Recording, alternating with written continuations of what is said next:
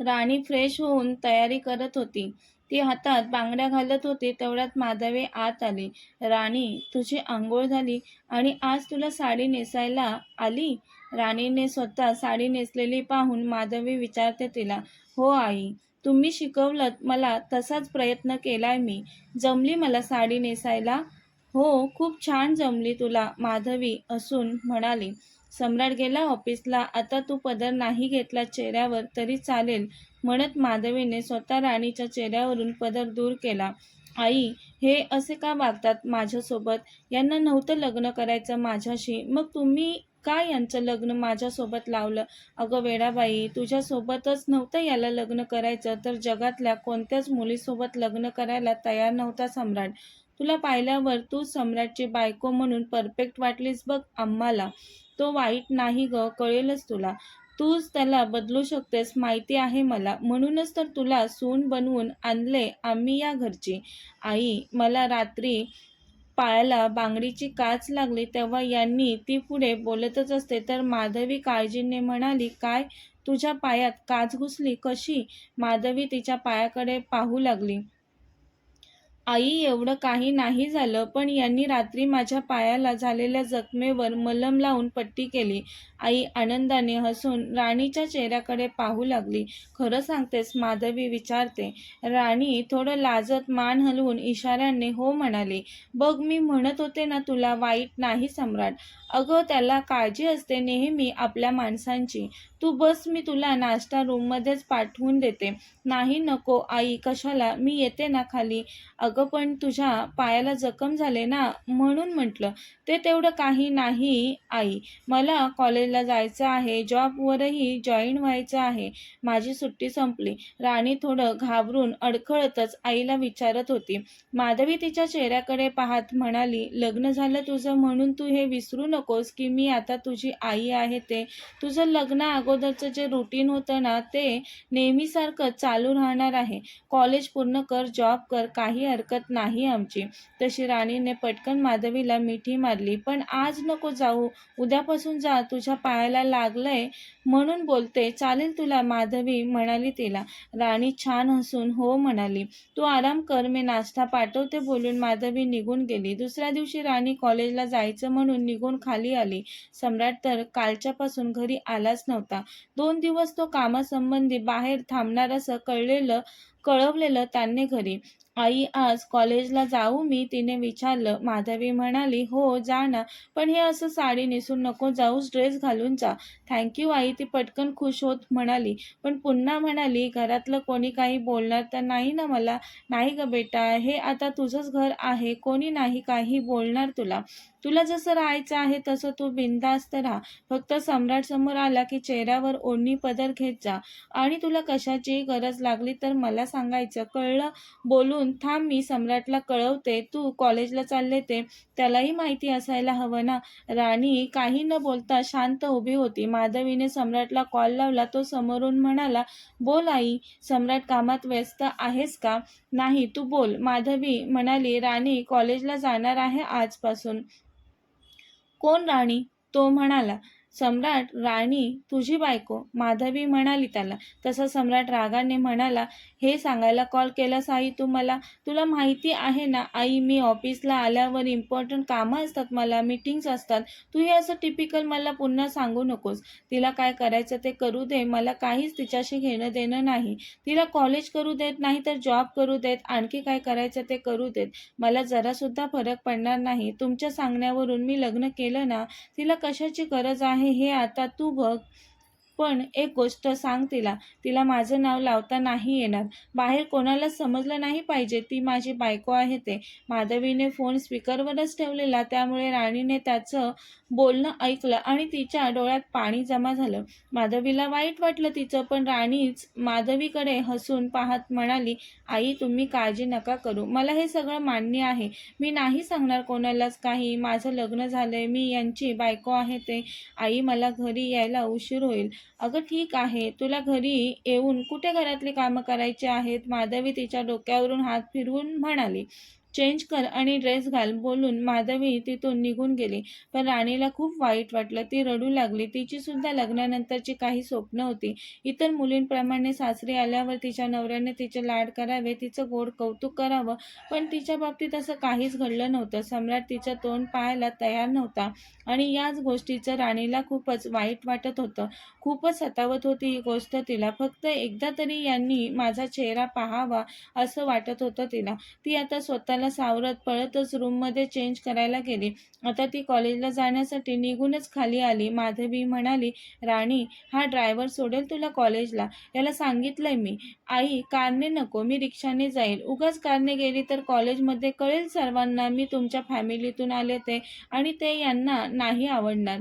मी रिक्षाने जाते म्हणत ती पटकन घराबाहेर पडते. माधवीला वाईट वाटतं तिचं, पण स्वाभिमान आवडतो तिचा त्यांना, म्हणून त्या तिला न अडवता जाऊ देतात. राणी कॉलेजला जाऊन दुपारी ती जॉबवर एका कंपनीत हजर झाली. ती पार्ट टाइम जॉब करायची. पहिल्यापासून तो जॉब करत असल्यामुळे तिथे सर्वच तिच्या ओळखीचे होते. ऑफिसमधील मुलं तिच्यासोबत बोलण्याचा खूप प्रयत्न करायची. खूप सुंदर होती दिसायला ती म्हणून, पण ती मात्र कुणाशीच बोलत नव्हती. ऑफिसमधील मॅनेजर समीरला ती खूप आवडायची. राणी त्याच्यापासून नेहमीच दूर राहायची. त्याची नजर तिला घाणेरडी आणि भीतीदायक वाटायची. ती त्याला पाहून खूप घाबरायची, कारण कामाच्या निमित्ताने तिच्याजवळ येत त्याने एक दोनदा तिला स्पर्श करण्याचा प्रयत्न देखील केला होता, म्हणून ती खूपच घाबरायची त्याला. ती त्याच्याशी बोलत नसे. त्याच्यापासून जेवढं दूर राहता येईल तेवढं ती दूर राहत होती, आणि एकटी असताना तर ती चुकूनही त्याच्या आजूबाजूला थांबत नसे. खूप दिवसांपासून ती ऑफिसला आली नव्हती, म्हणून समीर तिच्या ऑफिसमध्ये येण्याची वाट पाहत होता. तिने पर्सनल रिझन सांगून सुट्टी टाकलेली, त्यामुळे ती का ऑफिसला येत नाही याचं कारण समीरला कळलं नव्हतं. पण तिची सुट्टी संपल्यानंतर ती येईलच ऑफिसमध्ये असा विचार करून तो तिची वाट पाहत होता. आणि आज त्याने तिला ऑफिसमध्ये आलेलं पाहिलं, तसं तो तिच्याकडे वासनायुक्त घाणेरड्या नजरेने पाहू लागला. तिने स्वतःकडे त्याला असं पाहताना तिला भीती वाटली. किळस आली त्याच्या नजरेची. तिने लगेच तिची नजर खाली झुकवली. पण इकडे समीर मनात म्हणाला, तू कितीही माझ्यापासून दूर राहत असलीस तरी तुला मीच मिळवणार. तुला माझी करणारच मी. बघ, तू लवकरच माझी होशील. तू किती दिवस माझ्यापासून स्वतःला वाचवत दूर राहणार आहेस? तो क्रूरपणे मनात म्हणाला. 2 दिवसांकरता तो ऑफिस कामासाठी बाहेरच थांबणार होता, पण तो न थांबता घरी आला. त्याच्या रूममध्ये पाय टाकताच त्याने रूममध्ये तिचं अस्ताव्यस्त पडलेलं सामान पाहिलं आणि त्याचं डोकंच सटकलं. खूप राग आला तिचा त्याला. रूममध्ये हा एवढा पसारा केला हिने, आणि कुठे गेली ही? तो तिला रूमवर बघत स्वतःशीच म्हणाला, आईने मला सकाळी फोन करून सांगितलेलं ही कॉलेजला जाणार आहे ते. अजून कशी आली नाही घरी ही? जॉबलाही गेली की काय? माझ्यासोबत का लग्न केलं असेल तिने? मी तिला पाहायलाही नाही गेलो. आमच्यात काहीच बोलणं नाही झालं. असं कोणी लगेच तयार होतं का लग्न करायला? तिला कळलं असेल आईबाबांकडून खूप पैसा आहे, प्रॉपर्टी खूप आहे, म्हणून केलं असेल पैशांसाठी माझ्याशी लग्न. मग जॉबला जाण्याची नाटकं कशाला चालू आहेत तिची? काय नाही दाखवायचं असेल मी किती स्वाभिमानी आहे, मेहनती आहे, मी स्वतः कमवते असं. किती दिवस करणार आहे जॉब? सोडेल काही दिवसांनी. म्हणेल काय गरज आहे मला जॉब करायची. जाऊ दे, मी का विचार करतोय तिचा एवढा? बघूयात कधीपर्यंत नाटकं चालतात तिची. डिनरचा वेळ झाला तसे घरातले सर्व डायनिंग टेबलजवळ बसले. मधुकर आणि सम्राटही आले. माधवी, राणी कुठे आहे? ती नाही आली जेवणासाठी, मधुकर म्हणाले. अहो, तुम्हाला सांगायचं राहूनच गेलं बघा. राणी कॉलेज करून जॉबला जाणार होती आज. हो का? असू देत. यशवंत बोललेला मला तिला कॉलेज जॉब करायचा आहे ते. तिला कॉल करून विचार ती कुठपर्यंत आले ते. अहो, तिनेच केलेला मला आत्ताच कॉल. येईलच ती इतक्यात. तेवढ्यात दरवाजातून राणी आत आली. घरात शिरताना ती चेहऱ्यावर ओढणी घेऊन आली. हे आत असले आणि यांनी मला पाहिलं तर प्रॉब्लेम नको असा विचार करून ती येताच, आलीस बेटा? माधवी म्हणाली तिला. जा पटकन फ्रेश होऊन ये. खूप भूक लागली असेल ना तुला. सम्राटला तिच्याकडे पाहायचं नव्हतं तरी न राहून तो अधूनमधून चोरून पाहत असतो तिला. ड्रेसवर पाहून मनात म्हणाला, साडीवरून लगेच ड्रेसवर. माधवी म्हणते, सम्राट तू कर ना बाळा जेवायला सुरुवात. हो म्हणत तो जेवू लागतो, पण मन मात्र ती पुन्हा त्यांच्या रूममधून येणार तिकडे असतं. ती येते फ्रेश होऊन, ती पंजाबी ड्रेसमध्येच येते परत. आतापर्यंत घरातही सम्राटच्या काका काकी आत्या असते त्याची त्या सर्वांना माहिती झालेलं. सम्राट बायकोचं तोंड पाहत नाही ते. ती आली तसा हा लगेच मोबाईलमध्ये पाहू लागतो. चेहरा झाकलेला तिने, पण एक कॉलेज गर्ल वाटत होती ती. ती येऊन जेवायला बसते तसा सम्राट उठून उभा राहतो तिथून जाण्यासाठी. त्याला उठलेलं पाहून मधुकर बोलतात, सम्राट अन्नाचा अनादर करून कुठे निघालास? खाली बस आणि जेव. नाही बाबा, भूक नाही मला, माझं झालंय बोलून जातो निघून. रूममध्ये येतो तर तिची कॉलेज बॅग त्याच्या पायाखाली येते. तिथे सोप्या शेजारी जमिनीवर बॅग ठेवून ती खाली गेलेली. त्याला तिचा खूप राग आला. गबाळी बाई कुठची, बॅग सोप्यावर तर ठेवू शकत होती नाही. या रूममध्ये थांबलो ना मी तर आता वेळ लागेल बोलत तो सरळ स्टडी रूममध्ये गेला. ती दिवसभर थकलेली. ती जेवून रूममध्ये येऊन सोप्यावर झोपून जाते.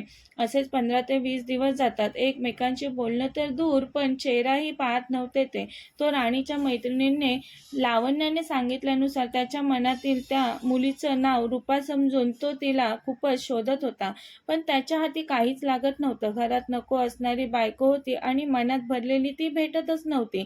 त्यामुळे त्याची मनस्थिती बरी नव्हती. इकडे राणीच्या ऑफिसमध्ये समीर आता छोट्या छोट्या कुरघोड्या करून राणीला त्रास देऊ लागलेला. आज ऑफिसमध्ये स्टाफ फारच कमी असतो. समीर मॅनेजर असतो. त्याने त्याच्या मर्जीतला स्टाफ ऑफिसमध्ये ठेवलेला आणि अर्ध्या स्टाफला त्याने वेगवेगळ्या साईटवर पाठवलेलं. राणी होती ऑफिसमध्ये काम करत. समीर तिला मुद्दाम त्याच्या केबिनमध्ये तिला पाठवून द्या असा निरोप पिऊनकडे पाठवतो. त्याच्या डोक्यात आता भलतंच काहीतरी चालू होतं. काय करणार होता समीर राणीसोबत? पाहूयात पुढच्या भागात. कथेचा पुढील भाग पाहण्यासाठी चॅनलला सबस्क्राईब करा. कथा आवडल्यास लाईक, शेअर आणि कमेंट करायला विसरू नका. कथेचे यापूर्वीचे सर्व एपिसोड प्लेलिस्टमध्ये सेव्ह आहेत. पाहिले नसतील तर कृपया पहा. धन्यवाद.